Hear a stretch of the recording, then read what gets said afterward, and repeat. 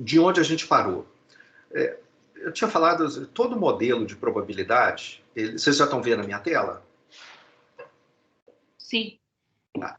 Todo modelo de probabilidade, ele é baseado, gente, eu nunca lembro, Ctrl L, Command L, engraçado, eu cliquei aqui, não foi.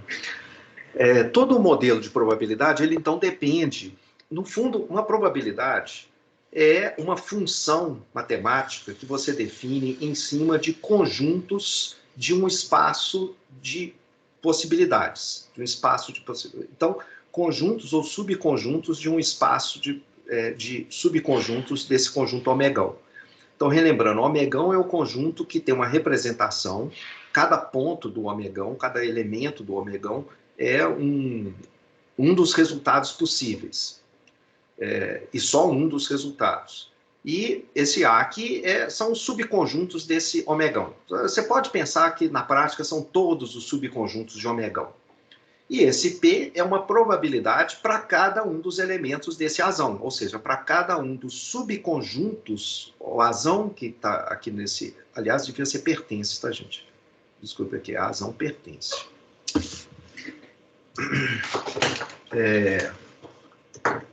Só um segundo.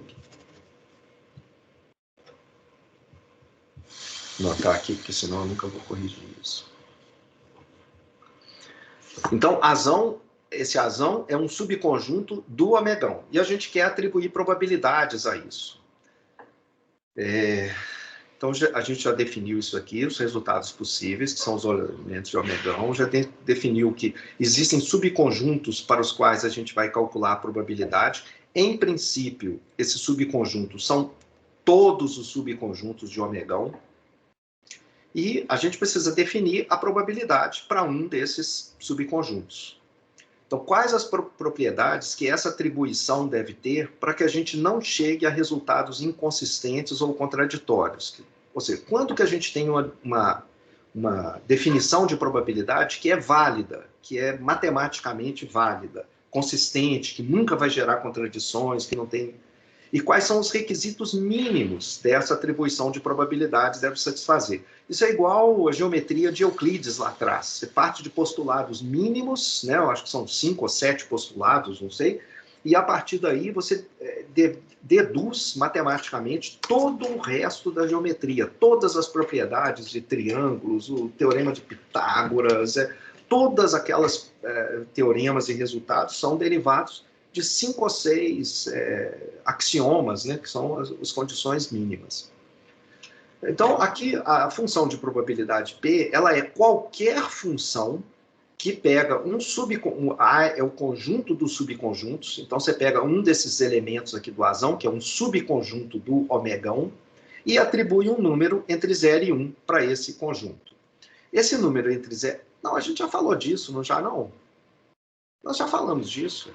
Estou falando aqui agora disso, isso que a gente já falou. Isso aqui estabelece a escala da probabilidade, aí você tem esses 2 primeiros axiomas, aí o importante mesmo era esse terceiro axioma. A gente falou isso, não falou não, gente? Falamos sim. Já, professor. Então, vou passar aqui. Começou a falar dos conjuntos finitos e infinitos. Tá. Essa aqui, ó, essas propriedades, como estabelecer essa função P, aquele negócio do mini mercado, falamos de tudo isso aqui sim. Tá. Então, estou passando aqui sobre o que a gente já falou. Tá. Visão frequentística, quer dizer, uma visão um pouco mais crítica sobre isso, como que pode ter dificuldades para estabelecer isso.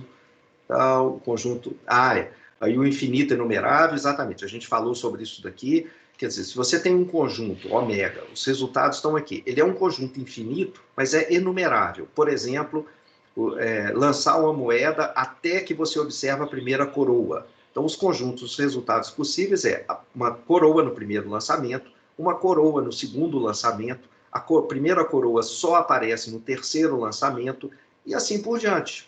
Em princípio, essa lista aqui ela não tem fim.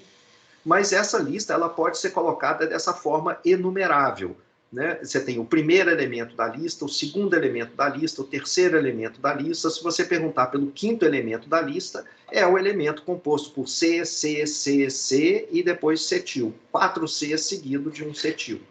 Então, a gente tem uma enumeração dos elementos da lista.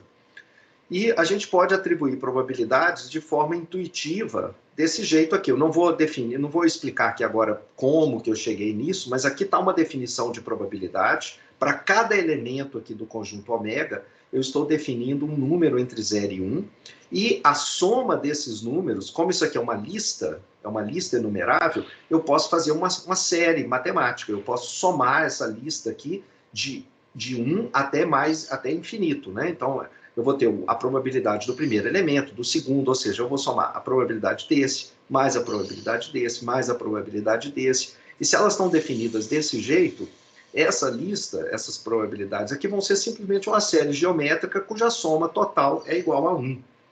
Então, quando o conjunto é infinito enumerável, para a gente definir uma função de probabilidade que seja válida, você não tem que se preocupar muito. Você só precisa atribuir para cada elemento do conjunto um número entre 0 e 1, tal que a soma dele, quando você fizer a série matemática somando sobre todo mundo, dê igual a 1.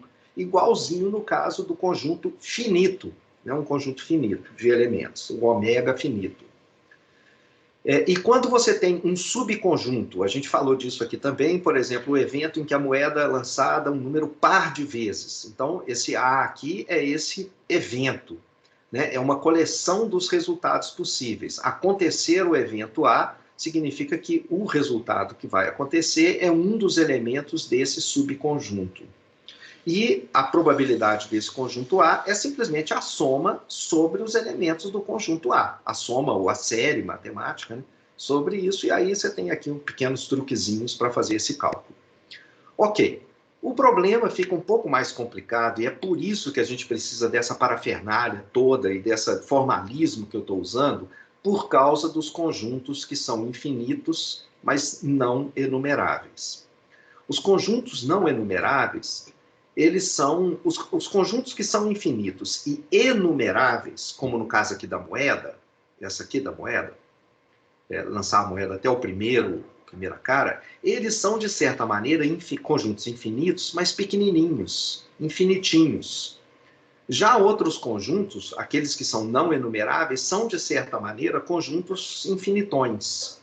Existe uma escala, uma ordem de grandeza entre conjuntos infinitos. Isso foi uma descoberta da matemática do século XIX, muito importante. Aliás, não, do século XX, né? Acho que já foi dentro do século XX. É o Cantor que fazia, final do século XIX, início do século XX, que ele estuda esses diversos conjuntos e acha várias coisas interessantíssimas sobre esses conjuntos, mas a gente tem sempre várias dificuldades para lidar rigorosamente com conjuntos que são desse tipo aqui. Eu vou dar só um exemplo para esses conjuntos. Imagina que a gente coloca o seguinte problema. Vamos selecionar um número completamente ao acaso no intervalo 0, 1. E esse número é um número real no intervalo real de 0 até 1. Esse é um conjunto que você não consegue enumerar. Eles estão ordenados. Com qualquer dois números aqui dentro desse conjunto, você sabe que um vai ser maior do que o outro, né? São números distintos, um deles, e você vai conseguir ordená-los. Mas você não consegue enumerar esses valores. Você não consegue colocar eles numa lista ordenada. O primeiro, o segundo, o terceiro, o quarto, o quinto, não tem jeito. E aí, mas tudo bem, não vamos entrar nesse tipo de detalhamento, não. O problema é como é que eu atribuo probabilidades aqui nesse problema, que é um problema muito simples. Eu estou imaginando que eu estou escolhendo um número completamente ao acaso dentro desse conjunto. Ou seja, nenhum número tem mais chance de ser escolhido do que nenhum outro. Vamos tentar usar o mesmo procedimento que a gente usou no caso em que o ômega é finito ou que ele era infinito, mas é numerável. Ou seja, eu vou atribuir um valor, P de ômega, para cada omeguinha dentro desse intervalo aqui. Lembra que são conjuntos reais. É um intervalo real. E vou definir por tabela, já que eu tenho uma probabilidade para cada elemento do ômega, eu vou fazer assim, se você me der um conjunto ômega qualquer, eu vou somar as probabilidades de todos os elementos que fazem parte desse conjunto, desse evento aqui, desse subconjunto A.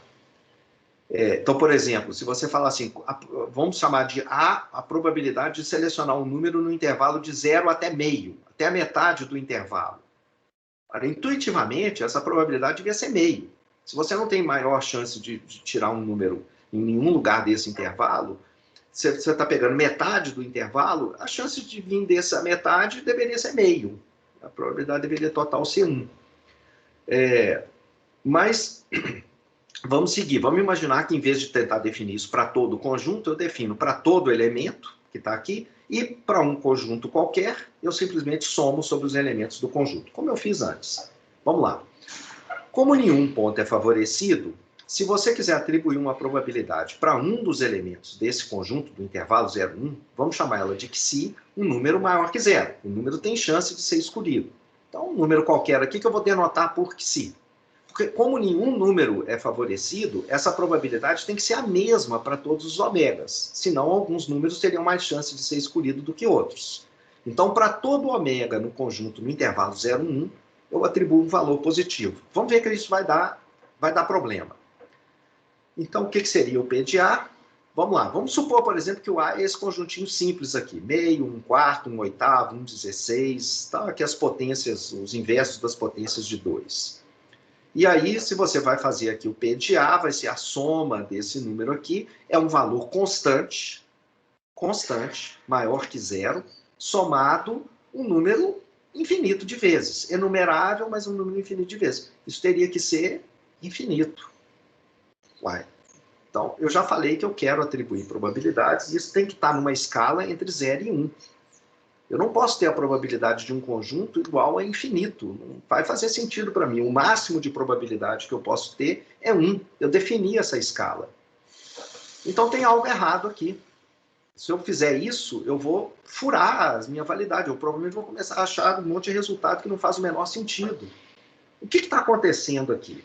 O que acontece aqui nesse erro foi assumir que a probabilidade de um ponto ômega dentro desse intervalo era um valor maior que 0, estritamente positivo. E o resultado, talvez não muito intuitivo, é que todo ponto no 0, 1, ele vai ter que ter uma probabilidade igual a 0. 0.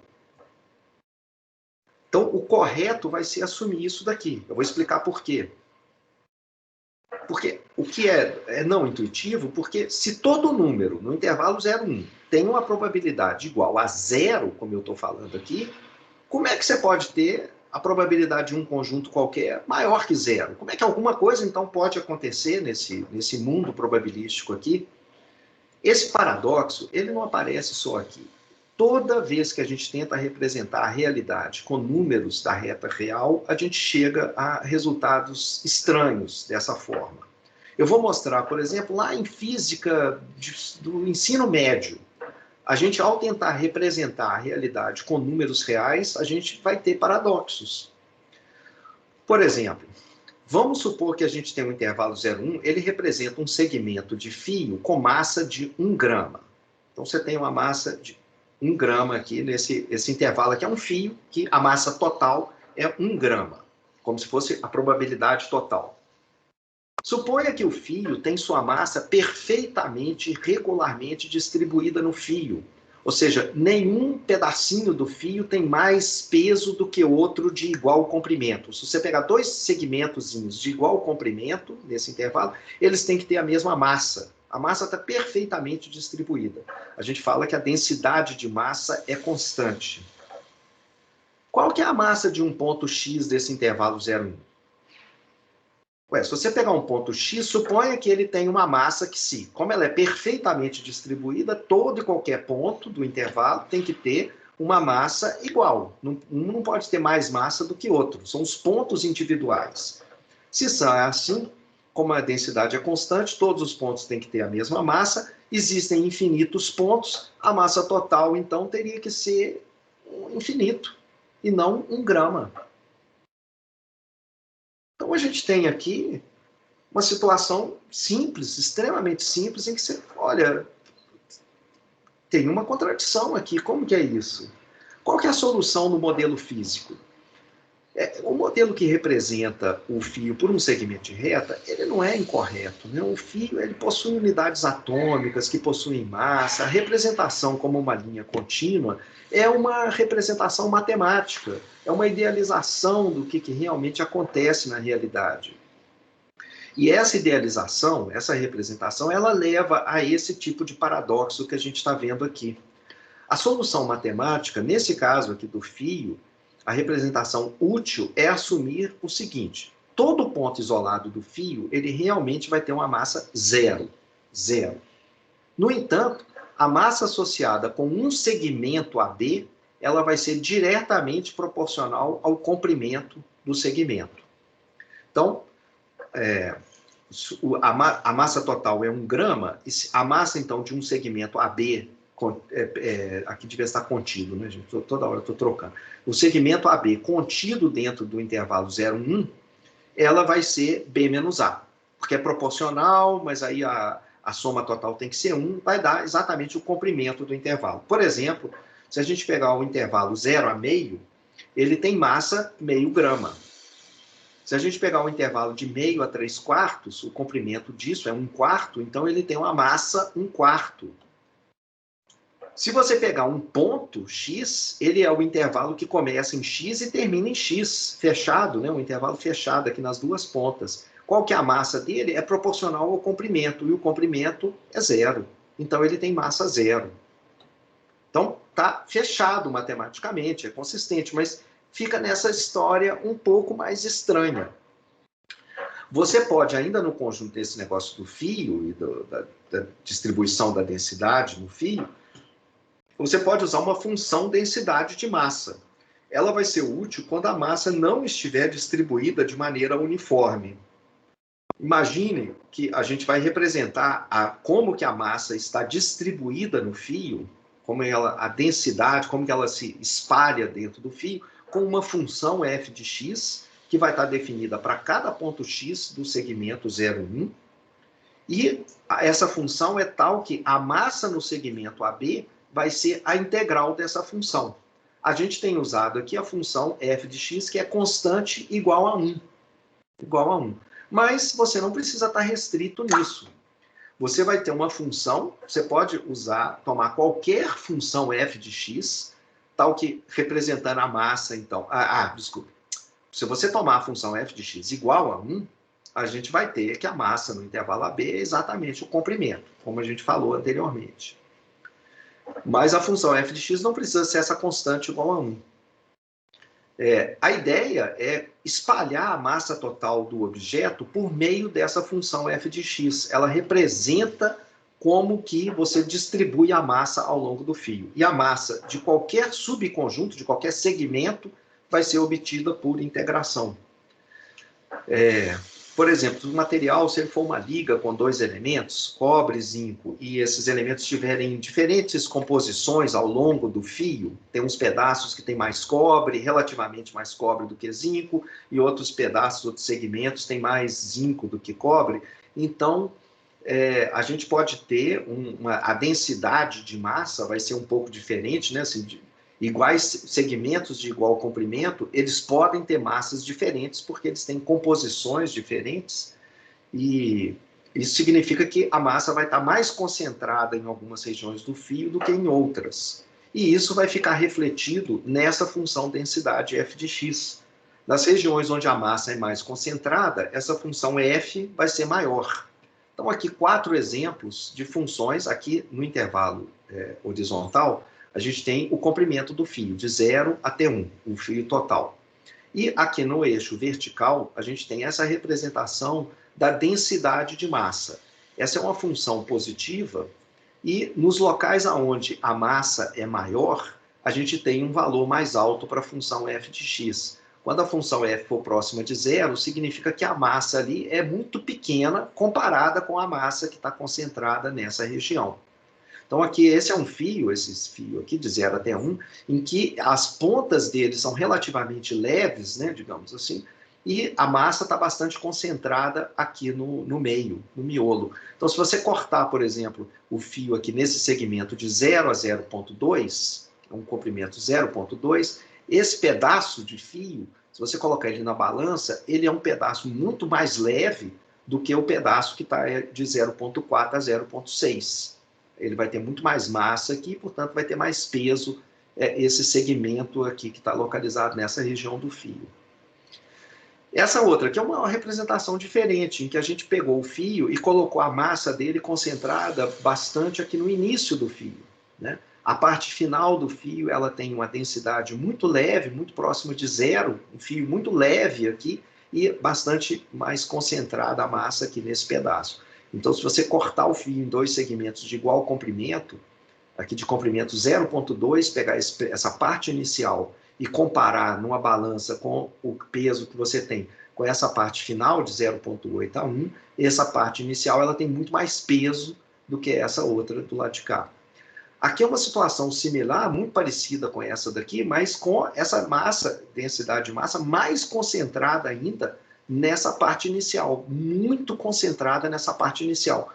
Todos esses fios de 1 centímetro, de 1 metro, sei lá, eles têm 1 grama de peso, de massa. Eles têm 1 grama apenas. E esse 1 grama está para esse desenho aqui, ele está altamente concentrado na parte inicial do fio. Esse outro aqui é uma situação em que o fio ele tem pouca concentração aqui no início, mas ela sobe rapidamente, alcança um máximo de densidade de massa e depois vai descendo, e a partir mais ou menos da metade do fio para frente, a massa é muito pouca, a massa é muito pequena. Então são 4 diferentes maneiras de distribuir essa massa de 1 grama nesse segmento de uma unidade. A gente usa essa mesma ideia para representar como que a probabilidade vai estar distribuída. A gente fala que é uma massa de probabilidade, a gente vai distribuir essa probabilidade usando uma função densidade. A gente vai fazer isso quando a gente tem esses conjuntos não enumeráveis. Um conjunto ômega, por exemplo, que seja o segmento de reta, seja a reta inteira, talvez o plano, o espaço R3, um espaço de dimensão Rn, né? A gente pode adotar esse mesmo procedimento. A massa total do ômega, do conjunto ômega, vai ser 1, porque a probabilidade do ômega é um dos axiomas lá do Kolmogorov, lá atrás. Toda atribuição de probabilidade, qualquer que seja o ômega, a probabilidade do ômega é igual a 1. Agora, o que você vai fazer é espalhar o ômega usando essa função f de x. Desculpe, espalhar a probabilidade, né, em cima do ômega usando essa função f de x. A massa de probabilidade de um evento qualquer, ela vai ser obtida por integração. Então, qual que é a probabilidade de que o resultado aleatório venha de um subconjunto A, desse conjunto omegão que está aqui, por exemplo, sei lá, no plano. Esse A é um subconjunto do plano. Bom, é a integral, desculpa, aqui é a integral no conjunto A, tá, gente? Conjunto A da função f de x dx. Se o conjunto A for um segmento, aí vai ser o AB aqui. Então, voltando lá, se a gente está escolhendo um ponto completamente ao acaso no intervalo 0, 1, você toma f de x igual a 1 para x nesse intervalo, escolha o A como sendo um intervalo qualquer, o experimento escolhe um único ponto em 0, 1. O resultado do experimento não são intervalos, é um ponto. Mas aí, e todo ponto vai ter probabilidade 0. Mas você vai pegar um segmento, um intervalozinho, do intervalo 0, 1, intervalo AB, e você vai dizer que ocorre o evento A, ocorre o intervalo, se esse único ponto que você tem como resultado, se ele pertencer a esse intervalo, se acontece dele vir de dentro desse intervalo. Então, a gente fala que acontecer o intervalo, esse evento, é a probabilidade de que o ponto omeguinha pertença a esse intervalo AB, e isso vai ser dado pelo comprimento do intervalo, porque o comprimento ele vai ser a integral dessa função f de x no intervalo 1. Deixa eu ver aqui, esse aqui eu não sei, eu acrescentei.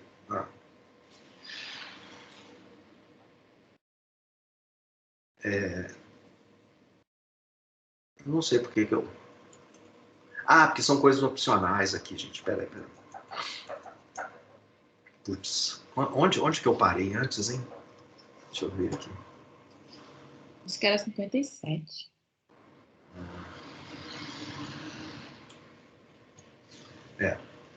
Aqui. Então. Professor, Oi. Aproveitar que o senhor parou, eu posso dizer que esses conjuntos enumeráveis são dados discretos e o não enumeráveis contínuos? Sim, vai cair. A gente vai usar isso na terminologia de variáveis aleatórias. A gente vai distribuir elas como discretas e contínuas. Vai aparecer isso lá na frente. Tá, obrigado. Então, com base nisso, todo ponto isolado do fio, ele vai ter probabilidade zero, porque vai ser o comprimento do intervalo, quer dizer, a integral da função f de x dx no intervalo AB. Se o intervalo AB começar em A e terminar em A, o comprimento dele é zero, então a gente vai ter isso aqui, o ponto isolado possui probabilidade zero. Se você pegar qualquer subconjunto do intervalo AB, qualquer subconjunto, que vai ser um evento, então, ele vai poder... isso aqui, gente, espera aí. É melhor eu falar o seguinte, essa parte aqui é opcional, e tudo que eu estou falando até aqui, você pode falar assim, poxa, mas complicado esse negócio, e está parecendo mais complicado do que precisa ser. Aí, eu estou colocando essa parte aqui, que é opcional, para tentar mostrar um pouquinho mais para vocês que essa discussão que eu fiz do enumerável e não enumerável, ela torna realmente as coisas, elas ficam realmente complicadas quando a gente começa a trabalhar com esse tipo de conjunto ômega aqui, em que você tem, sei lá, por exemplo, o movimento browniano, que é o movimento de um pólen, então o resultado do experimento é essa curva que está aqui. Então, como atribuir probabilidades para subconjuntos de curvas? A gente precisa daquela parafernália que a gente viu anteriormente. Eu não vou fazer isso no curso, não vai dar tempo, mas eu tentei escrever de maneira mais ou menos extensa lá no livro.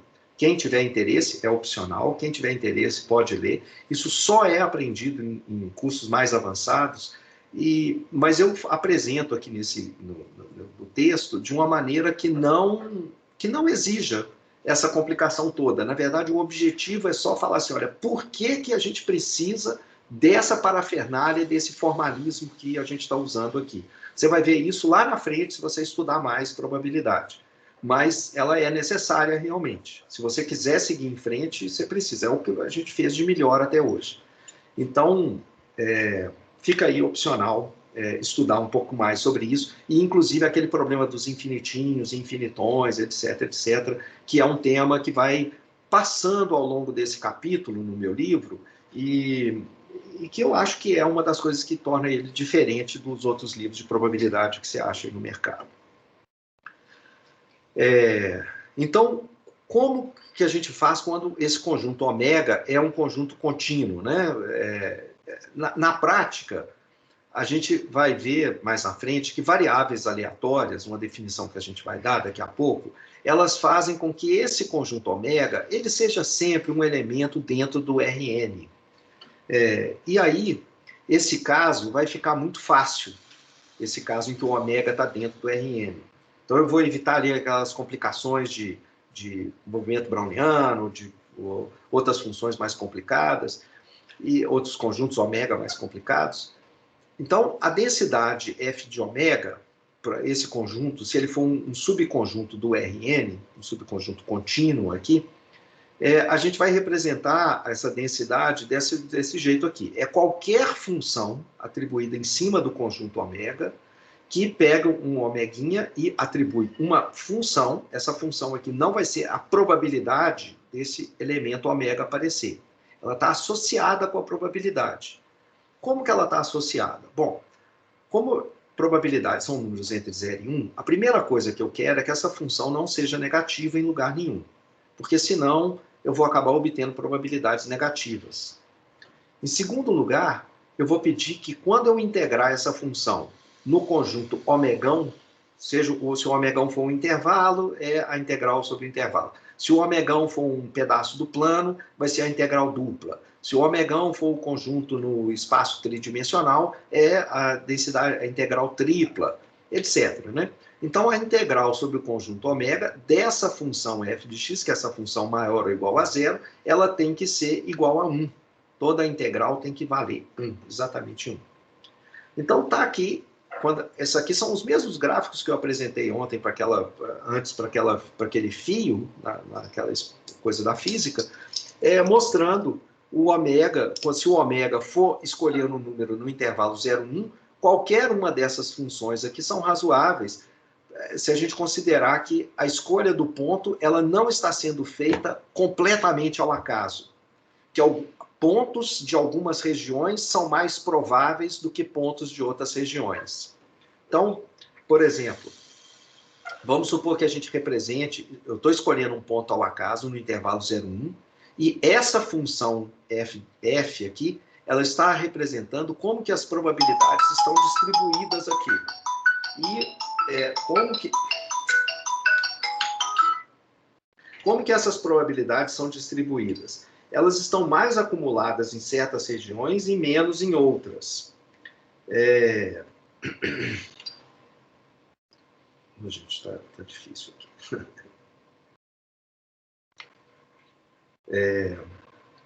Só um minutinho aqui para colocar aqui no mudo,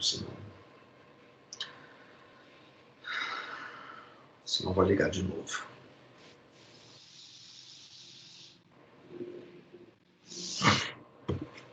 Então, para esse primeiro gráfico, a probabilidade está mais acumulada aqui no centro. Se você vai escolher um ponto aqui ao acaso, no intervalo 0,1, existem infinitos pontos. Esses pontos não podem nem ser colocados numa lista enumerável, mas os pontos que vêm aqui do centro, eles têm mais chances de ser escolhido do que pontos que vêm aqui da beirada. Qual que é a probabilidade de escolher um ponto no intervalo entre 0,4 e 0,6? Vai ser a integral dessa função f que a gente está vendo aqui, nesse pedacinho, nesse intervalo de 0,4 a 0,6. A probabilidade de que o ponto venha do intervalo 0,8 a 0,1 é a integral, a área debaixo dessa curva, no intervalo de 0,8 até 1. Então, vocês veem que essa área aqui ela é bem menor do que a área que está debaixo desse segmento de igual comprimento, né? Também 0,2, aqui de 0,6, 0,4 a 0,6, essa área aqui ela é bem maior. Esses daqui são representações um pouco diferentes, em que aqui agora o ponto a ser escolhido no intervalo 0,1, ele tem mais chance de ser escolhido aqui dessa ponta. Ele vem com maior probabilidade dessa região do que dessas regiões. Não é impossível ele vir daqui, a probabilidade não é exatamente zero aqui não, tem uma areazinha bem pequena. É uma probabilidade bem pequena, mas não é zero, e essa probabilidade seria dada pela área que tem debaixo dessa curva aqui. Por exemplo, a probabilidade de escolher um ponto entre 0,6 e 1 seria a área aqui de baixo. Essa daqui é uma curva mais extrema ainda do que essa, em que a probabilidade está bastante concentrada nessa região inicial do segmento. Então, o ponto, geralmente, com uma alta probabilidade, uma probabilidade próxima de 1, ela vai ser um número de 0 a 0,2. E assim por diante. Então, a gente tem que ter essa probabilidade, ela tem que ser maior ou igual a zero, é o limite inferior, mas a gente pode ter a f de ômega maior que 1. Não tem um limite superior, não. O importante, o limite que tem que ter, é que a integral sobre todo o ômega tem que ser 1. Então, a função ela pode ter alguns pontos, alguns valores, ômega, em que ela seja maior do que 1. Não é obrigatório que ela tenha que ser menor que 1 para todo e qualquer ponto. A única restrição é que a integral sobre todo o segmento, todo o conjunto, ele tem que ser 1. Para obter a probabilidade de um evento A, basta a gente integrar f de x sobre esse conjunto A. Então, a probabilidade P de A, ela vai ser uma área ou um volume sobre uma curva ou sobre uma superfície, depende do que é o conjunto, né? O A aqui, se ele for uma região do plano, se for uma região do espaço tridimensional. Então, vamos ver mais alguns exemplos. Suponha que dardos, eles estão sendo atirados num alvo circular de raio 1. Um jogador, ele possui uma habilidade que faz com que a chance de acertar uma região A próxima do centro é maior do que se se você deslocar essa região para próximo da borda. Então, se você tem aqui um círculo, né, e você está no dado, o cara tem uma habilidade tal que ele acerta mais próximo do centro do que próximo da borda. Se você pegar uma pequena região, um pequeno círculozinho em torno do centro, a chance do dado acertar esse pequeno círculo perto do centro é maior do que se você deslocar esse círculo para próximo da beirada do alvo circular. Então, uma representação disso pode ser essa função que está aqui. Essa função é uma função que você vê que depende do raio, aqui, olha, x2 mais y2, a raiz disso, e você está olhando o raio menos 1 ao quadrado. Então, quanto mais próximo de 1, aqui, se você pegar um raio próximo de 1, essa diferença aqui vai ficar próxima de 0, então essa densidade ela é próxima de 0 para pontos que estejam com raios próximos de 1, ou seja, próximos da borda.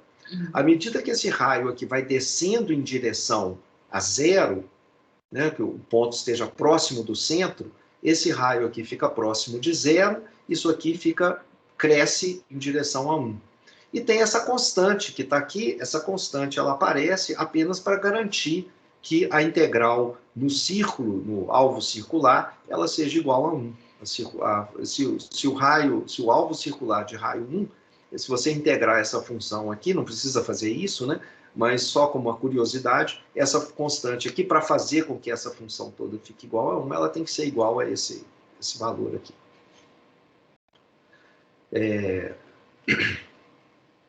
Então é isso, é o que eu acabei de explicar aqui, né? A gente pode até reescrever a densidade em função desse raio do ponto, e isso torna a visualização mais simples da densidade, né? Você pode fazer um mapa de calor ou curvas de nível a partir dessa função, porque a densidade num ponto qualquer do plano, do círculo, né, que é o alvo circular, ela depende do raio apenas. Ela, então, tem uma simetria em relação ao centro, e ela vai diminuindo à medida que você vai se aproximando da borda do círculo. E se você tiver uma região A qualquer dentro do círculo, essas coisas têm mais desenhos lá no livro, tá, gente? Se você tiver uma região A qualquer dentro do círculo, a probabilidade de que o dardo caia dentro dessa região A vai ser a integral dessa função que está aqui em cima, nessa região A. Você tem que ser capaz de fazer esse cálculo, e é isso. Indivíduos que têm habilidades diferentes, eles vão ter a sua densidade de probabilidade de acertar um ponto dentro do alvo diferentes. Então, imaginando que o indivíduo acerta o alvo, então a probabilidade dele acertar é 1, ele não erra o alvo. A densidade vai expressar quais são as regiões mais prováveis de serem atingidas. E como é que seria, por exemplo, um mapa de calor da densidade F, XY, de um jogador que é completamente cego? O cego aqui está entre aspas, indicando o seguinte, olha, ele escolhe um ponto do alvo completamente ao acaso. Nenhum ponto tem mais chance de ser escolhido do que outro. Nesse caso, a gente provavelmente iria querer escolher essa função f aqui como sendo uma função constante. Tanto faz qual é o ponto dentro do alvo, a chance de escolher o ponto teria que ser a mesma. Então, nenhum ponto teria uma densidade de probabilidade maior do que outro. E um jogador que fosse extremamente habilidoso, como é que seria essa função f para esse jogador extremamente habilidoso? E aqui a habilidade é medida pela capacidade de ficar próximo do alvo. E se você tiver um jogador que tem um viés para a direita, que tende a jogar o dado mais deslocado para a direita em relação ao centro do círculo? Então, eu vou deixar para você pensar sobre isso. Esse é um dos exercícios que está na lista para você bolar, esboçar densidades de probabilidade para essas situações aqui. Vamos imaginar um outro exemplo aqui, que você tem o tempo de espera pelo primeiro comentário após a postagem de um vídeo no YouTube, lá no canal do Whindersson Nunes. Qual que é o espaço amostral aqui desse evento? É um tempo de espera. A gente não está colocando nenhum limite aqui, Não estamos falando, olha, nós estamos com interesse no tempo de espera até 15 minutos. Não, não tem isso. Então, o único jeito de representar todas as possibilidades aqui é deixar o intervalo sendo de 0 a mais infinito. Se você falar, olha, não faz o menor sentido o infinito aqui, gente. Você vai esperar 5 anos pelo tempo de espera do primeiro comentário? Você vai esperar 100 anos? Séculos? Milhares de anos? Milhões de anos? Qual que é o sentido de deixar isso aqui mais infinito? Uma série infinita? O fato é o seguinte, é que a gente vai controlar isso através da densidade. A gente está colocando aqui, realmente, nesse espaço amostral, um monte de pontos que são eventos com probabilidade desprezíveis, probabilidades que não podem acontecer, que não tem interesse nem prático colocar aqui. No entanto, a gente vai controlar isso através da f de x, porque nem todo ponto aqui dentro desse intervalo vai ter igual probabilidade. A gente, na verdade, vai deixar esse espaço ficar infinito para facilitar as contas matemáticas que a gente vai fazer, mas a gente vai deixar a prática, o problema empírico aparecer através da função f de x, concentrando as probabilidades em intervalos menores. Então, vamos ver alternativas aqui para essa f de x, que seria esse tempo de espera no canal do YouTube pelo Whindersson Nunes. Está aqui. Ela não termina em 10. Essa reta aqui vai até mais infinito. No entanto, eu estou representando aqui a minha função f de x, representando como que a minha probabilidade de tamanho 1, probabilidade 1, como que ela se espalha nesse segmento de comprimento infinito. Ela se espalha desse jeito.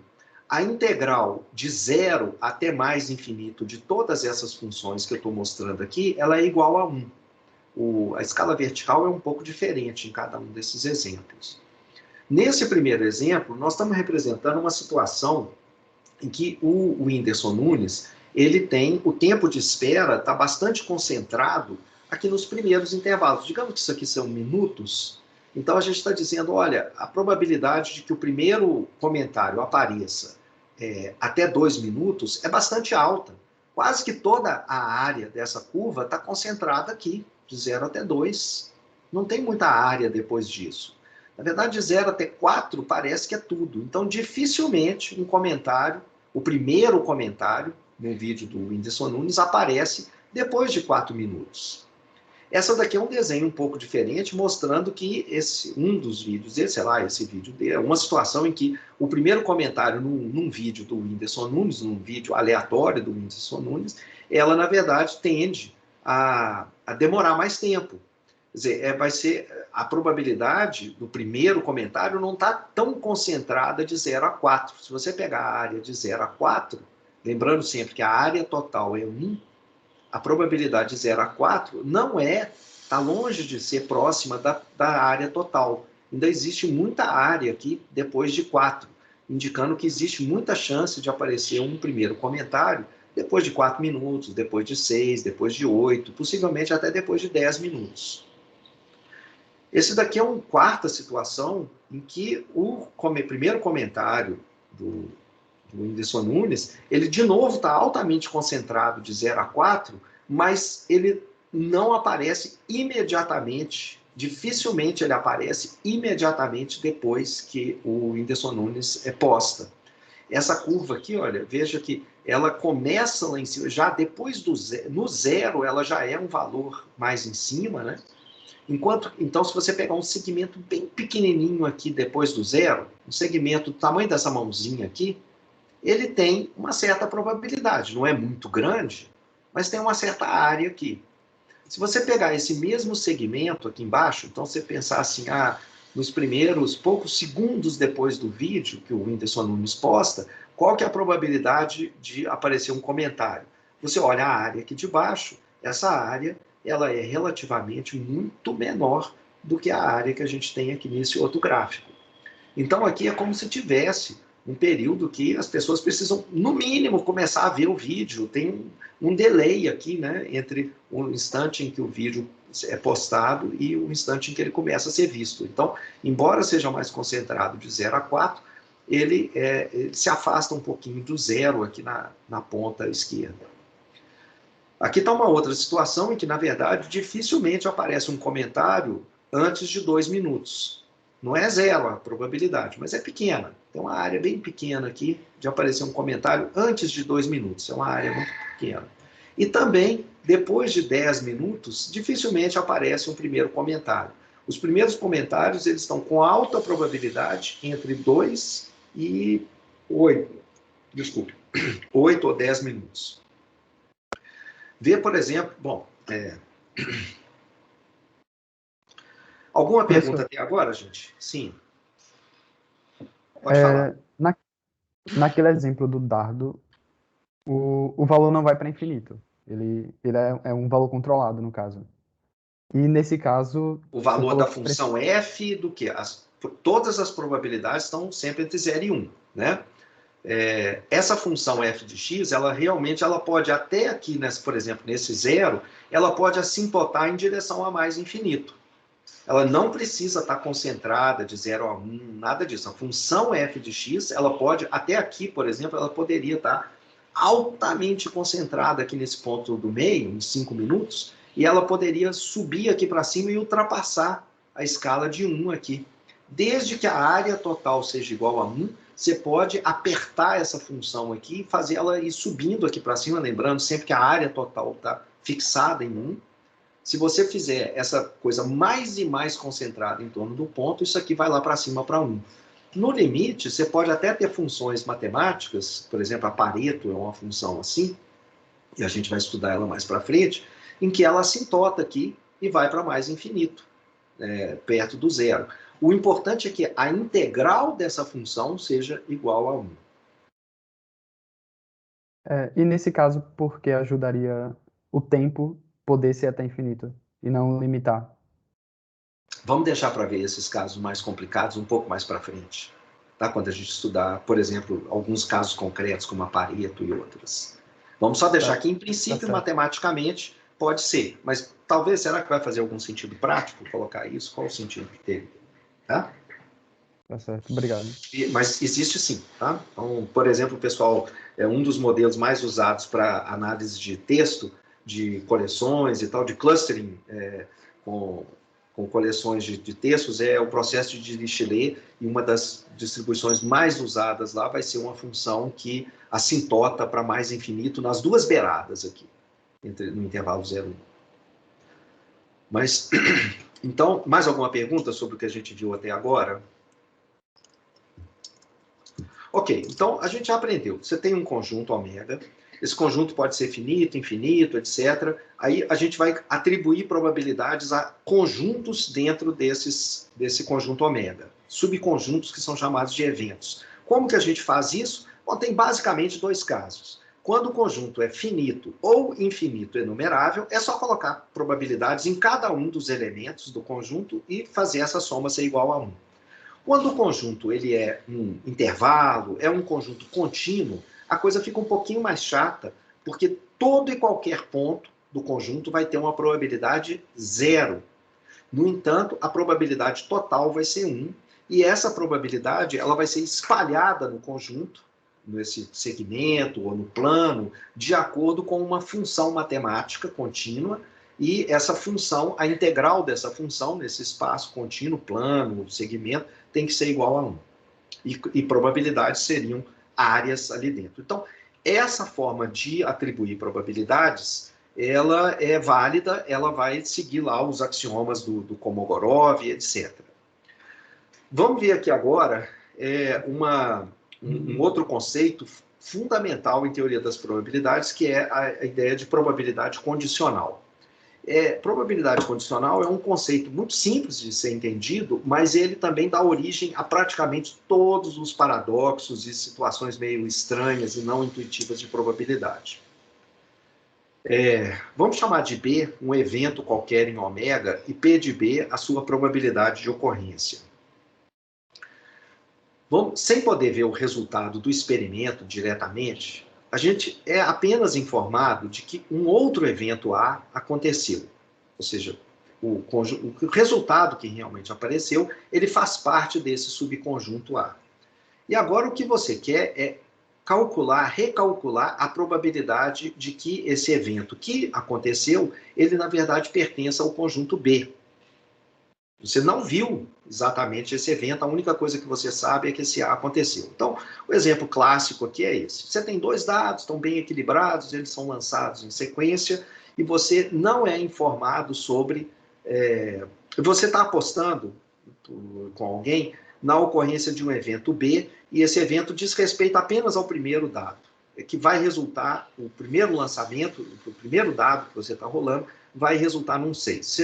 Você fez essa aposta numa casa de aposta. Ok. Só que alguém não te informa o que aconteceu no primeiro dado. Não te informa também o que aconteceu no segundo dado, mas te fala o que aconteceu na soma dos dois dados. Que quando pegou a face do primeiro dado e a face do segundo dado, a soma dessas duas faces foi menor que 8. Esse é o evento A, que você é informado para você. E aí é perguntado, você quer rever sua aposta? Você quer colocar mais fichas na ocorrência do B ou menos fichas? O que é essa informação aqui, saber que o evento A aconteceu, como que isso faz você rever como que você colocaria as suas fichas na ocorrência do outro evento, que é o evento B. Então, a ideia da probabilidade condicional é criar uma máquina, um mecanismo para você poder fazer esses cálculos aqui de maneira muito simples, a partir das definições anteriores que a gente viu de probabilidade. Lembra? A gente não precisa de mais nada, além do que a gente definiu anteriormente. Então, a gente só vai introduzir aqui uma definição, que é a de probabilidade condicional. A ideia é, de posse da informação de que um certo evento aconteceu, a gente quer recalcular as chances de outros eventos. Não só do B, mas do B1, B2, etc. E a gente chama isso da probabilidade de ocorrer o evento B condicionada à ocorrência do evento A. Sempre lembrando que ocorrer um evento significa que vai acontecer um resultado que pertence àquele subconjunto do evento. O subconjunto A, o subconjunto B. Outra maneira de falar isso aqui é dizer, a gente quer calcular a probabilidade de B, dado que A ocorreu. Ou ainda mais curto, a gente só fala, a probabilidade de B, dado A. Então são todas maneiras, sinônimos para a mesma expressão, e a gente usa essa notação matemática. Eu quero calcular a probabilidade de B, sendo informado agora, dado que o evento que aconteceu, o resultado que aconteceu, ele pertence a esse conjunto A. Como é que eu vou reavaliar as probabilidades? A imensa maioria das técnicas de aprendizado de máquina, elas são algoritmos para fazer cálculos de probabilidade condicional. Então, a gente tinha lá atrás, no momento do diagnóstico de um câncer de estômago para um paciente qualquer. B vai ser um evento que a gente tem interesse em calcular a probabilidade de que o paciente vai ter menos, vai viver menos, aqui não é mais, tá, gente? Pelo menos mais um ano de vida. Ele vai viver pelo menos mais um ano de vida. Vai ter uma sobrevida maior do que um ano. Vamos supor que, de alguma maneira, a gente sabe que essa probabilidade é 0,70, com algum modelo de probabilidade, não importa agora qual. A ideia agora, e como que essa probabilidade poderia ser chegada, na verdade? Importa assim. Como que eu cheguei nessa probabilidade? Por exemplo, dentre todos os pacientes observados em condições semelhantes no passado, com a mesma técnica de diagnóstico, etc., apresentando sintomas similares e tal, eu descobri que 70% deles, entre todos esses pacientes observados no passado, 70% deles viveu mais de um ano a partir do diagnóstico.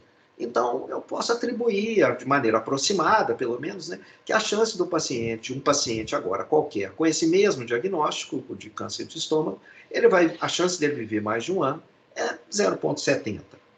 Ok. Só que agora eu tenho mais alguma informação. Vamos supor que o evento A, agora para o qual eu não sei quanto tempo ele vai viver, ele está na minha frente, vivo, eu não sei quanto tempo mais ele vai viver. Mas eu tenho agora uma informação adicional sobre ele. Eu sou informado de que esse cara que está na minha frente, ele está dentro de um conjunto A, que é o conjunto dos pacientes de câncer de estômago que tem uma biópsia confirmando que o tumor é benigno. Isso muda essa chance dele viver mais de um ano? Com certeza. Né? Eu vou imaginar agora que esse P de B dado A, ela vai ser maior, a chance dele viver mais de um ano vai ser maior do que no caso genérico aqui, que está incluindo todo mundo, tanto o paciente em que a biópsia é de tumor maligno, quanto benigno. E a pergunta é como que você recalcula essa probabilidade de B, se você tiver um modelo de probabilidade para o omegão todo. Você poderia fazer um cálculo empírico muito simples, sem complicação matemática. Você tem um número muito grande de pacientes que foram inicialmente diagnosticados com biópsia posterior indicando que o câncer é benigno. Você tem esse subconjunto grande aqui de pacientes. Você simplesmente olha a proporção dos indivíduos dentro desse subconjunto aqui que sobrevivem mais de um ano. E isso vai ser uma boa aproximação para o P de B dado A. Então, dado que a gente está dentro desse conjunto aqui, de indivíduos diagnosticados com câncer de estômago e com biópsia benigna, então eu estou calculando a probabilidade dele viver mais de um ano, eu simplesmente conto, vejo a proporção de pessoas nessas condições aqui que viveram mais de um ano. Então eu não precisaria de matemática, seria só a contagem.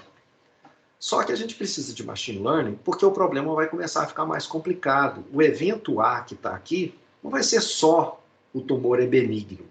A gente vai querer recalcular aquela probabilidade sabendo que a biópsia indica que o tumor é benigno, o paciente tem 45 anos de idade, ele é homem, ele sempre morou em Santa Catarina, ele é fumante, ele sempre come salames e salsichas defumadas.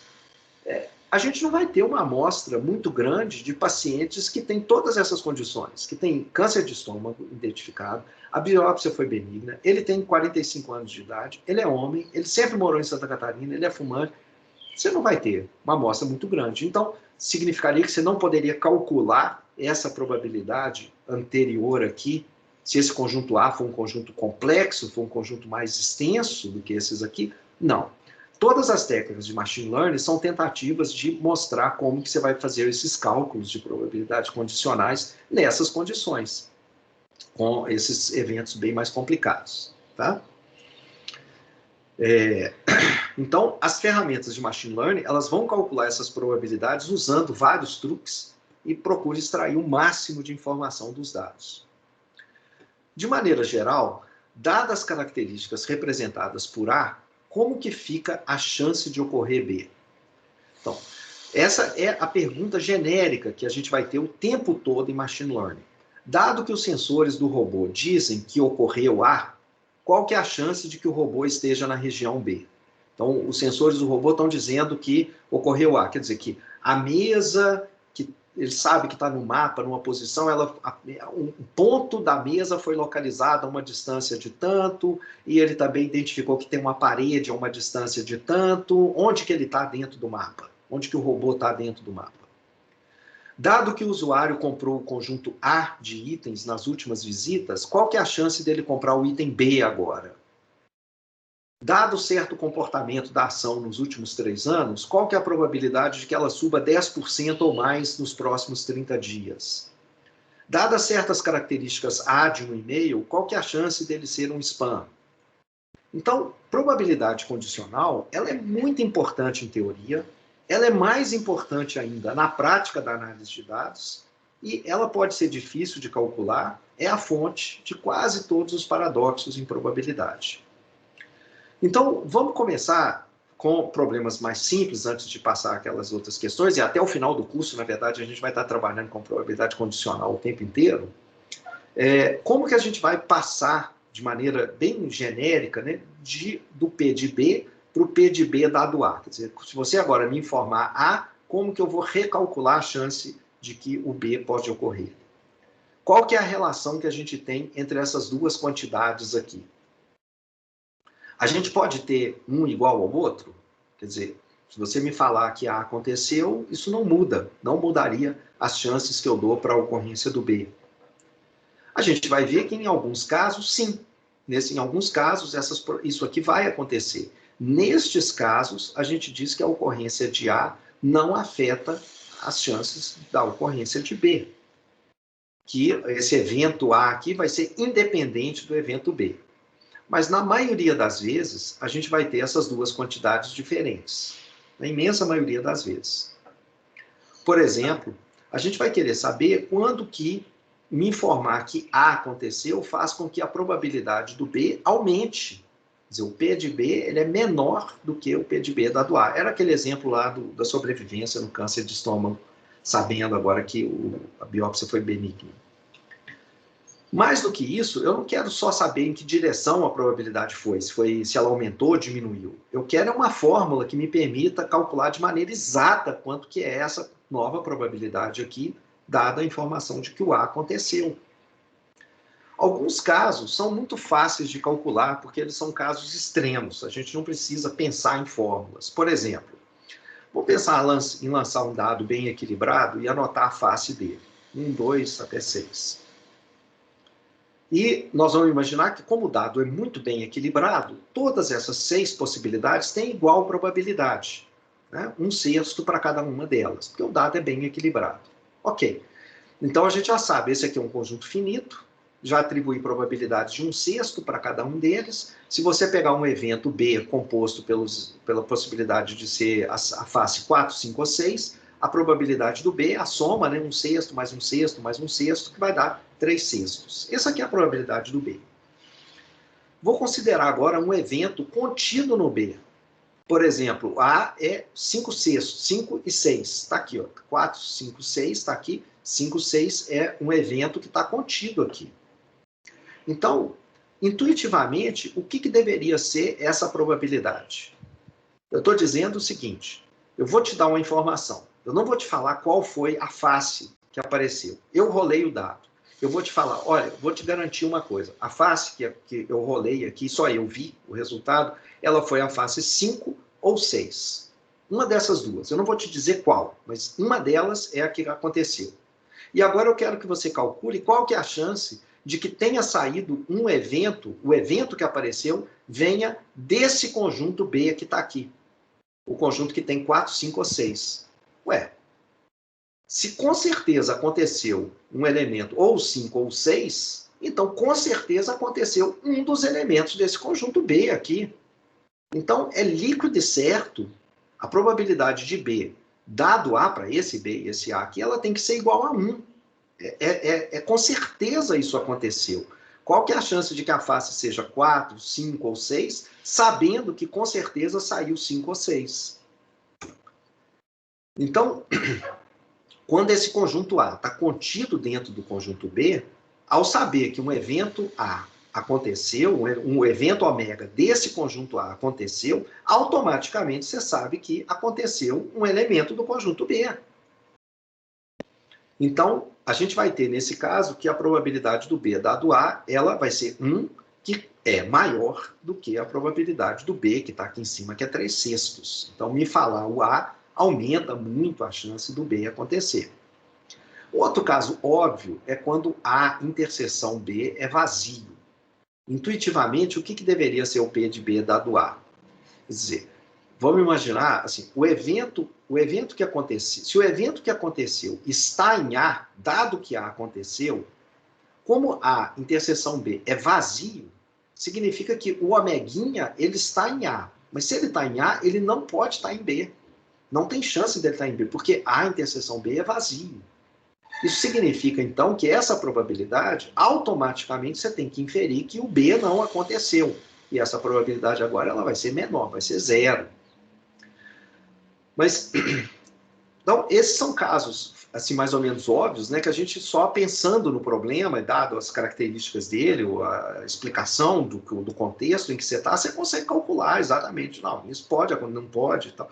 Você elimina já possibilidades ou automaticamente inclui outras. Deixa eu fazer agora um outro caso óbvio aqui. Vamos pensar de novo ainda no exemplo do dado bem equilibrado, e o evento B é o evento face par. Então o B está aqui, sair um resultado, se é a face 2, 4 ou 6. É 3/6 também, o que dá meio. Então a chance do B acontecer é meio. Vamos pegar agora o conjunto A, que é 5. Desculpe, isso aqui é só um exemplo ali para o caso anterior. O exemplo aqui ele é vazio, né? O A aqui.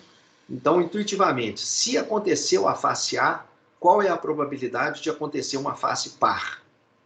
Ó, essa chance é 0.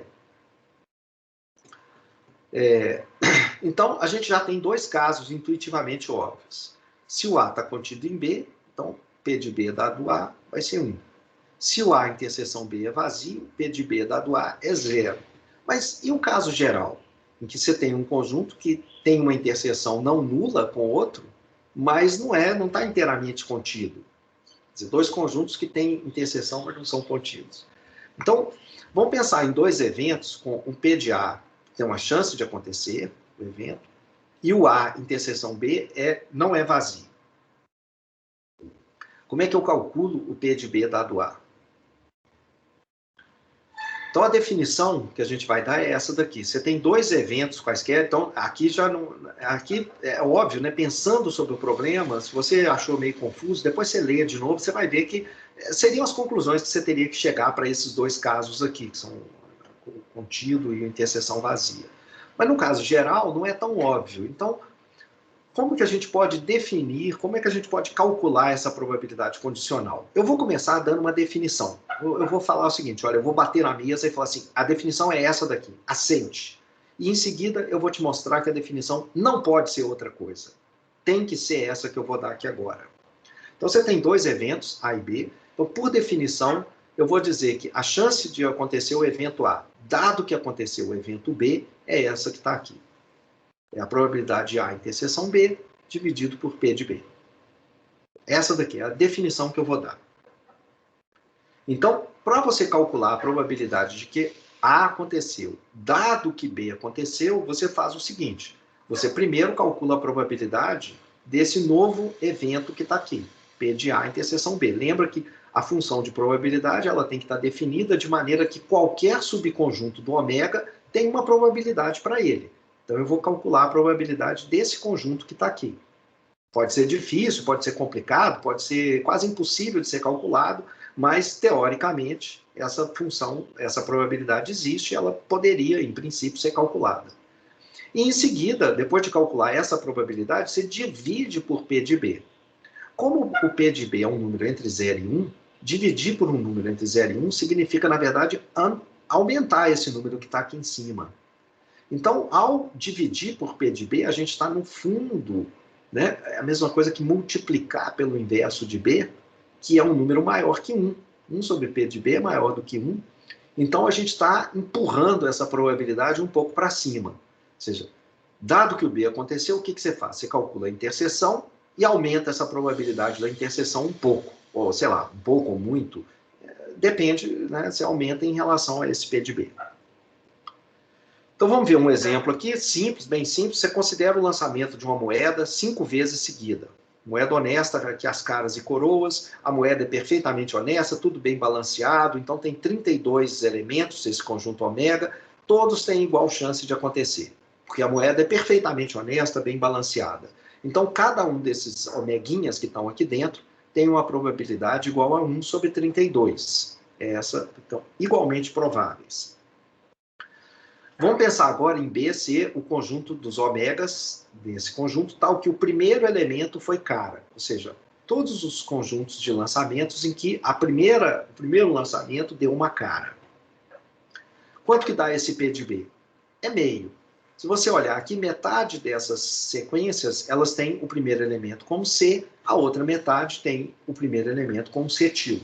Então, tem 32 elementos, 16 deles têm o primeiro elemento com C. Então, esse P de B, que é esse conjunto aqui, que é formado então, por 16 desses 32 elementos, essa probabilidade vai ser meio.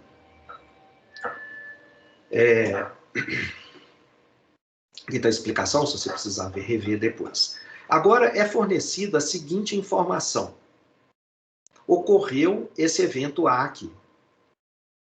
Ao lançar as moedas 5 vezes, só uma coroa que apareceu. Essa informação é dada a você. Eu não vou te falar o que aconteceu na primeira posição. Eu vou te falar que teve só uma coroa nos 5 lançamentos. E eu vou te perguntar agora qual que é a probabilidade de B, dado que aconteceu esse A que está aqui. Você lembra que o P de B era meio. A chance do primeiro elemento ser C, meio. E agora eu vou te dar uma informação a mais. Eu vou te falar assim, olha, eu lancei a moeda 5 vezes, a moeda é honesta, tá? Não vamos pensar em outro cenário, não. Isso não está em disputa. A moeda é perfeitamente honesta, perfeitamente balanceada, mas por acaso só apareceu uma única coroa nos 5 lançamentos que eu fiz. Eu não estou te falando aonde que essa coroa apareceu. E eu te pergunto de novo agora, qual que é a probabilidade de que o primeiro lançamento que eu fiz tenha sido cara? Essa probabilidade, intuitivamente, ela deveria ser maior do que meio. Por quê? Porque o que está sendo falado aqui, a informação que está sendo dada, a gente já vai fazer o cálculo exato, mas a gente vai ver realmente que no final ela é maior que meio. Mas se você pensar sobre o problema, isso parece razoável. E a razão é que a informação que está sendo dada para você aqui é que você fez uma sequência de lançamentos em que só teve uma coroa. Essa coroa ela pode aparecer em qualquer uma das 5 posições, mas ela pode aparecer... A chance de você não ter cara na primeira posição seria só se essa coroa, que tem 5 posições para escolher, se ela escolhesse aparecer na primeira posição, dentre as 5. Então parece que se só tem uma coroa nos 5 lançamentos, a chance de ter cara no primeiro, ela aumenta. Aumenta e talvez aumente bem. Vamos ver quanto exatamente, simplesmente usando a definição. A gente já tem os conjuntos A's e B's aqui, é fácil fazer interseção e aí calcular, a gente já tem aqui a probabilidade para qualquer um dos elementos, então para qualquer subconjunto também. Então é fácil aqui. O A interseção B só tem 4 elementos, o A tem 5 elementos, essa probabilidade aqui vai ficar igual a 4/5. Então a probabilidade subiu bastante. Ela era meio e agora ficou igual a 4/5, bem maior. Então, saber que ocorreu uma coroa em 5 lançamentos torna altamente provável que a primeira posição seja cara. Bom, então esse vai ser um dos grandes objetivos gerais do Machine Learning, como a gente já falou antes. A gente vai ter um sistema complexo, envolvendo vários fatores, e a gente consegue obter, a um custo baixo, algumas informações. Com base nessas informações, que vão ser representadas pelo evento A, no qual eu vou condicionar, são as informações que são dadas, que são conhecidas, eu vou querer reavaliar as probabilidades de outras coisas que eu não sei. Eu não sei porque, às vezes, estão no futuro, ainda não aconteceram. Então, eu quero saber qual que é a chance do paciente que está na minha frente viver mais 1 ano de vida. Ou então porque elas são muito caras para observar. Eu até poderia observar, ela é possível de ser observada, a informação se B aconteceu ou não, mas para isso seria extremamente caro. Ou porque é impossível conhecer exatamente, pode ser qual que é a chance desse indivíduo ter um certo fator psicológico A ou B, e isso pode ser impossível realmente a gente saber com certeza se isso acontece. Pode ser antiético conhecer se o indivíduo tem. Olha, para eu saber isso, eu tenho que matar o indivíduo para descobrir de verdade se ele faz isso ou não. Então, as probabilidades, a gente quer fazer essa estratégia geral, de tendo informações A's, que são relativamente fáceis de serem obtidas, recalcular as chances de outras coisas B's, que são mais importantes para mim, e que são impossíveis, ou caras, ou antiéticas, ou que não estão ainda visíveis, que eu possa recalcular essas coisas para tomar decisões. Então, a gente já viu a definição, que é essa daqui, e deixa eu terminar a aula dando a definição, que é a seguinte: por que a gente usa essa fórmula que está acima? O meu objetivo aqui nesses próximos slides é mostrar para vocês que não pode ser outra definição. Tem que ser essa. Como assim? Quer dizer, como assim não pode ser outra definição? Eu dei essa fórmula aqui para você. É a interseção dividido pelo P de A. Mas por que não é essa outra aqui? Por que não é a união aqui em cima? Ou por que não é, em vez de colocar o P de A aqui embaixo, eu não ponho o P de B? Por que eu estou usando essa definição? É arbitrário isso aqui? Não, não tem nada de arbitrário. Você tem que usar essa definição e nenhuma outra aqui, porque se você quiser ser consistente com a experiência empírica que você tem, com o sentido, o significado que você quer dar para essa expressão que está aqui, essa probabilidade condicional.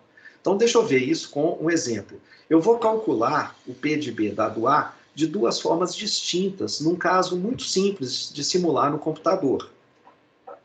E uma dessas formas vai ser através da contagem do evento B dentre aqueles casos em que o evento A acontece, que é exatamente o significado que a gente quer dar para isso. Com que frequência, com que chance o B acontece quando eu estou numa situação em que o A aconteceu. Então, eu vou fazer isso aqui através de uma contagem pura e simples. Essa é a forma natural de estimar probabilidades, pela frequência relativa, a frequência da ocorrência do evento na condição que você fixou. A segunda forma que a gente vai ver vai ser pela definição. E a gente vai ver que essas duas coisas têm que ser idênticas. Quer dizer, só vão ser idênticas se eu usar exatamente essa definição aqui. Então, qual que é o exemplo? De novo, vou pegar um exemplo super simples para poder ficar óbvio isso. Eu vou rolar o dado duas vezes. Então, aqui todos os resultados possíveis. Do primeiro lançamento e do segundo lançamento do dado. Como o dado é bem balanceado, todas essas 36 possibilidades, elas são igualmente prováveis, então a probabilidade para qualquer elementozinho aqui do conjunto é 1 sobre 36. Vamos chamar de B o evento em que o primeiro dado é um 6. Está aqui o conjunto B, o evento B. E, de novo, como tudo aqui é igualmente provável, a chance de ocorrer o B é só contar quantos estão aqui dentro, tem 6 elementos, e dividir por 36. Um sexto. Então, a chance de ocorrer B, do primeiro dado ser um 6, é um sexto. 6 para o primeiro, qualquer coisa para o segundo lançamento. Agora, o A é uma informação sobre as duas faces. A soma das faces é maior que 8. Quem que é esse A? Está aqui o conjunto A, o evento A. Né? O evento A é um subconjunto do omegão, dos 36 elementos, e são esses elementos aqui. Cada um desses elementos, a soma da face do primeiro dado com o segundo, foi maior do que 8. Tem que ser 9 ou mais. Quantos elementos tem dentro desse conjunto A? Tem 10 elementos, então 10 sobre 36, 0,28. Beleza. Agora, eu vou te falar que o A aconteceu. A soma das faces é maior que 8. Qual que é a probabilidade de que o primeiro dado tenha sido 6? O que você esperaria intuitivamente? Que esse P de B dado A seja maior do que o P de B sozinho ou menor? Ou igual? Quando eu estou te informando que a soma das faces é maior que 8, olha, isso está no lado superior das possibilidades, né? Você pensar aqui, se você somar as faces, elas podiam ser 2, 3, então, tem essas coisas, ou então ela podia ser grande, 12, 11, 10, um valor grande, por exemplo, 9 para cima. No outro extremo. O que eu estou te falando é que aconteceu isso. Você rolou os dados duas vezes e eu não sei exatamente quanto foi o primeiro, mas tende a ser grande, porque veja só, se você olhar aqui para o conjunto A, dado que a soma foi maior que 8, você não pode ter tido, por exemplo, o primeiro dado com 1. O primeiro dado não pode ser 1. Tá eliminado de cara. Porque se o primeiro dado foi 1, você nunca vai conseguir a soma maior que 8. Com o segundo dado. Então, você já elimina de cara algumas possibilidades para o primeiro dado, e você tem que recalcular, então, isso daqui. A gente está aqui as possibilidades que restam, né? Aqui, esse é o evento que aconteceu, é isso daqui. E eu quero saber agora a chance de que tenha sido 6 no primeiro lançamento. Observa aqui que tem um tanto de 6 aqui dentro, tem 4 possibilidades, porque, claro, toda vez que o primeiro dado já é 6, já tem uma chance que basta o segundo ser um pouquinho maior, que ele já ultrapassa 9. Então,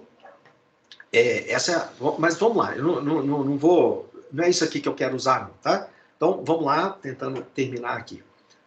O B, o primeiro dado é um 6. O A é o evento, a soma das faces é maior que 8. E agora a gente vem.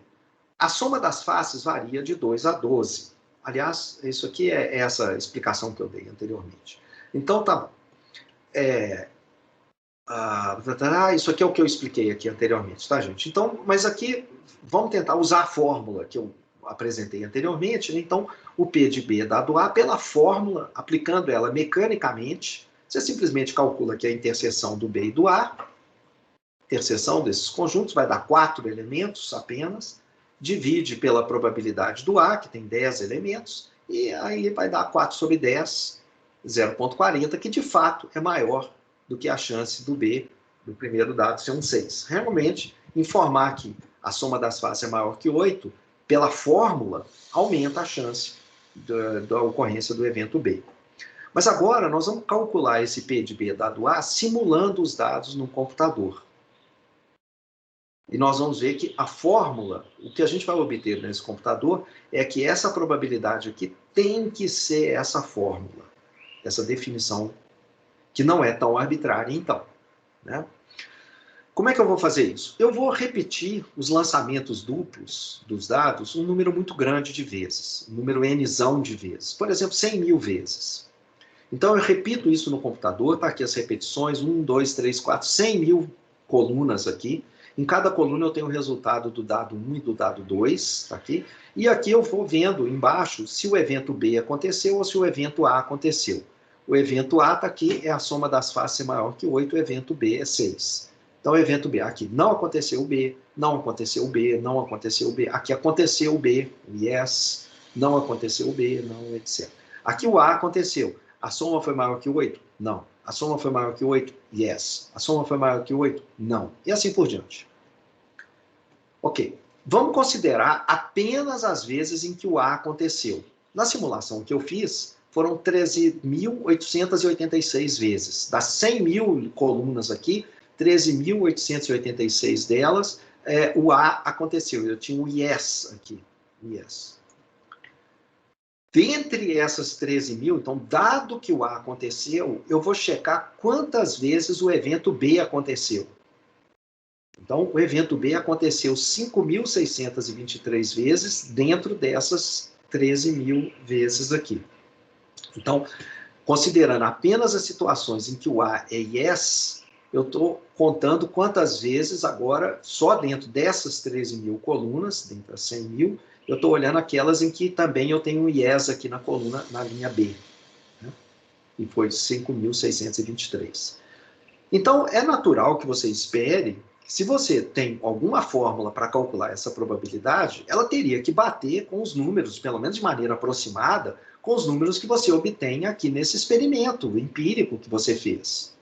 Né? Se você propôs alguma fórmula para calcular esse cara, como a fórmula que eu mostrei anteriormente, essa coisa teria que bater, esses números que você obtém com a fórmula teriam que ser aproximadamente iguais a esse resultado que você fez aqui no computador, porque você simulou um número enorme de vezes, e é essa a noção que a gente quer dar para a probabilidade, quando eu posso repetir o experimento em idênticas condições, etc. Então, vamos lá. Realmente, será que eu vou encontrar isso daqui igual? Por que eu deveria esperar isso? Essas duas coisas aqui, essa definição que eu dei anteriormente para isso, batendo com essa condição. Bom, considera só as 13.886 vezes em que o A aconteceu e verifica qual que é a proporção de vezes que ocorreu o B, foi o que a gente fez. Essa é a maneira de estimar empiricamente, apenas com dados, o valor de P de B dado A sem usar fórmula nenhuma. Pela frequência relativa do evento B, dado que o evento A aconteceu. Aqui eu tenho uma situação bacana, que eu estou no computador, eu posso repetir o experimento quantas vezes eu quiser e aí checar essas coisas que estão aqui. Então, eu vou estimar o P de B dado A de outra forma agora, considerando o numerador e o denominador da definição, que talvez seja meio arbitrária, que eu dei anteriormente. E a gente vai ver que ela vai ter que coincidir com isso que está aqui em cima, com essa fórmula, essa razão empírica que está aqui. Por quê? Olha, primeiro, o que é o P de A?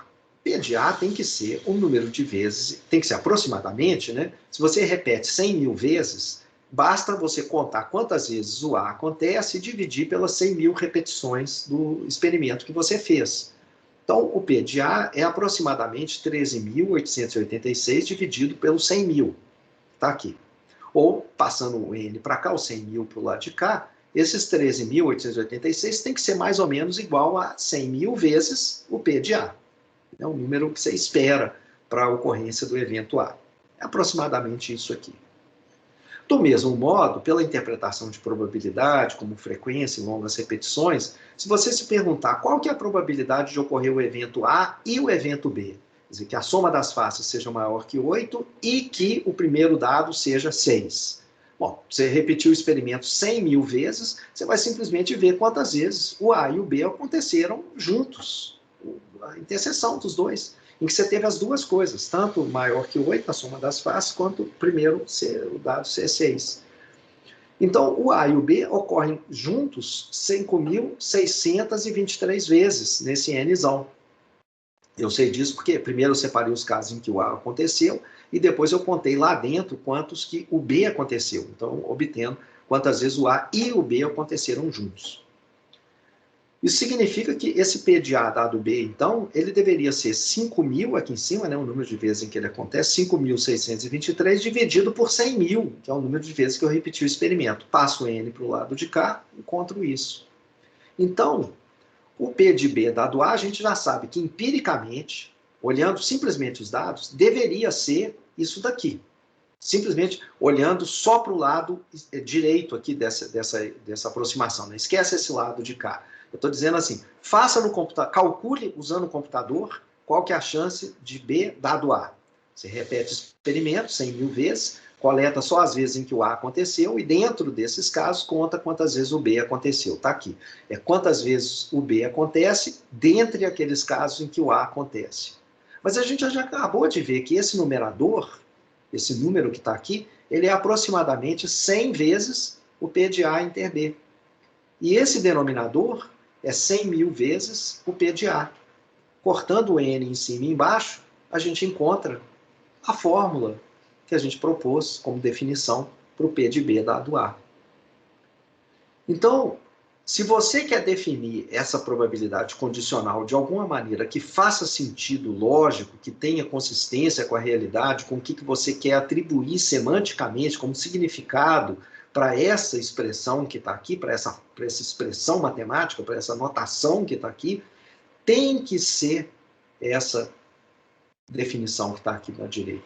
Não pode ser outra. Você não pode pôr isso aqui como uma união, você não pode substituir isso aqui pelo B, você não pode pôr isso daqui. Se é P de B dado A, é esse A que está aqui que tem que entrar aqui no denominador, e no numerador tem que entrar o P de B A inter B. Então a conclusão é essa. Se você quer manter intacta o que você quer dizer com essa probabilidade, você tem que usar essa definição mesmo que a gente dá. Então, gente, esse aqui é um exemplo nesse curso em que qualquer livro de probabilidade, qualquer curso na web, qualquer coisa, ele simplesmente teria chegado e falado assim, definição, probabilidade condicional é P de B dado A é igual a esse negócio aqui. Dou 2 ou 3 exemplos usando o dado de como fazer esse cálculo, pronto, acabou e segue em frente. Então, nós estamos gastando aqui um tempo enorme tentando ver alguns fundamentos e descer em detalhes maiores do que o que é visto usualmente nesses cursos introdutórios.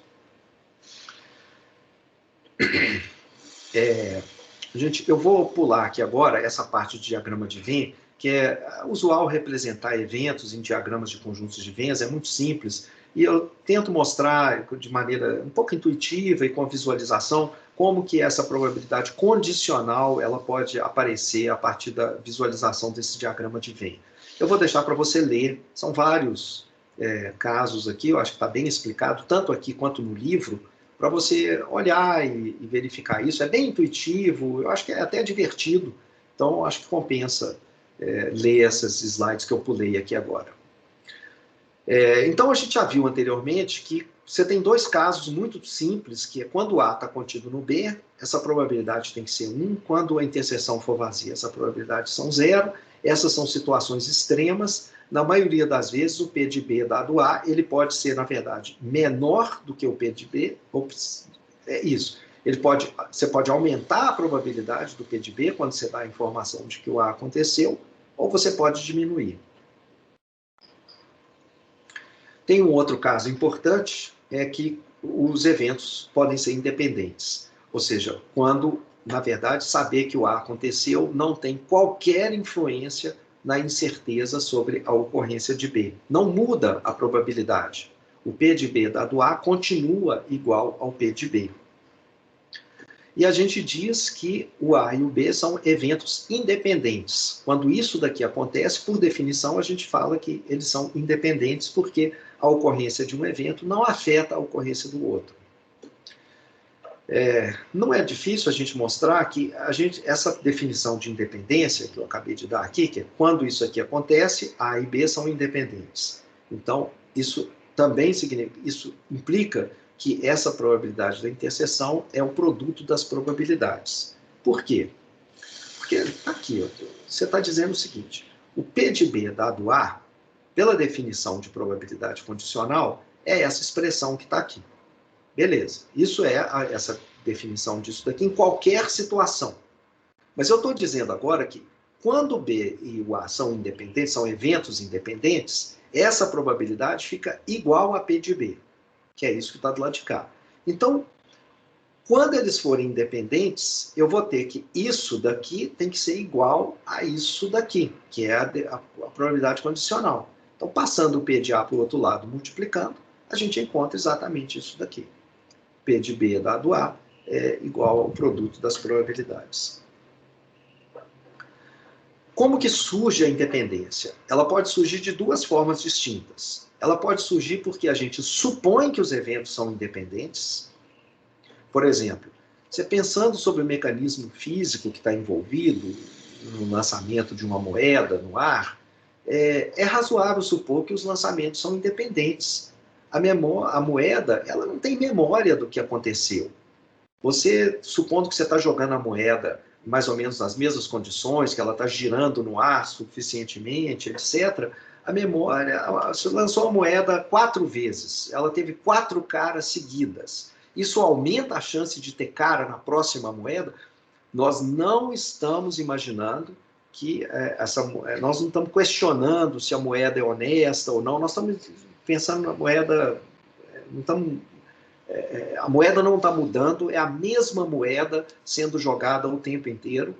Já aconteceram 4 caras, e o próximo lançamento da moeda, dessa moeda honesta que eu tirei do meu bolso agora, ela é maior ou menor? A moeda ela não guarda rancor. O fato de ter tido 4 caras, ela não vai tentar equilibrar isso de alguma maneira fazendo. O próximo lançamento é independente do que aconteceu antes. Completamente independente. Pode parecer contraditório, porque se você pensar assim, não, mas professor, eu lancei a moeda 99 vezes já. Todas as vezes deu cara. Você vai querer dizer que o próximo lançamento é completamente independente de todos os outros? Se a gente estiver jogando aqui, fazendo uma aposta, você vai sair o cara, 99. Nós vamos colocar dinheiro em cima da mesa. Você vai apostar em coroa nessa situação? Não, eu não apostaria em coroa, não. Sabe por quê? Porque aí eu desconfiaria que as moedas que você está jogando não é uma moeda honesta. Por isso. Mas eu não vou entrar em mais detalhes, porque você vai falar assim, mas ter 99 caras seguidas é um resultado tão bom quanto qualquer outro que eu lançar a moeda.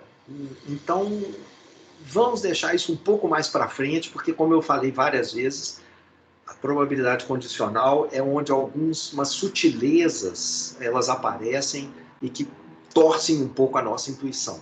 Então, não vamos entrar nisso hoje, no dia em que a gente acabou de aprender a probabilidade condicional. Eu vou deixar aqui para vocês lerem algumas coisas sobre essa situação ainda aqui da independência, de rolar o dado, etc. Não vou dar tempo, não vou voltar nisso na próxima aula, vou deixar para vocês lerem. E realmente a gente está precisando encerrar aqui. Apresentar rapidamente aqui, pedir para vocês lerem essa outra situação em que você tem um exemplo que não é óbvio, como esse de lançar a moeda várias vezes, um exemplo em que você tem 2 eventos A e B que tem uma interseção, você está rolando o dado só uma única vez e você tem eventos independentes aqui também. Então, o único jeito, isso não tem um jeito intuitivo de ver que eles são independentes de cara, você só vê que eles são independentes fazendo o cálculo e mostrando que isso daqui é igual ao produto das probabilidades. Ok. E também essa ideia aqui de ver no diagrama de Venn, eu vou deixar para vocês lerem tudo. Na próxima aula, eu vou voltar, eu vou falar um pouquinho disso daqui, e em seguida, que essa aqui é só uma motivação, para entrar logo em seguida na regra de Bayes, que é o assunto com o qual a gente começa a próxima aula. Tá? Gente, eu vou ter que sair imediatamente agora. Se vocês tiverem perguntas, vocês me mandem por e-mail, porque eu vou estar saindo, inclusive, daqui a pouco do Teams, da UFMG, entrando no Teams lá da outra empresa, porque eu tenho uma reunião que já começou há 5 minutos atrás e eu preciso entrar nela. Tá? Então, espero que tenha sido ok. E se vocês tiverem dúvidas, vocês me mandem aí por e-mail. Ok? Pessoal. Então, ops. Aqui, eu tô toda hora errando aqui.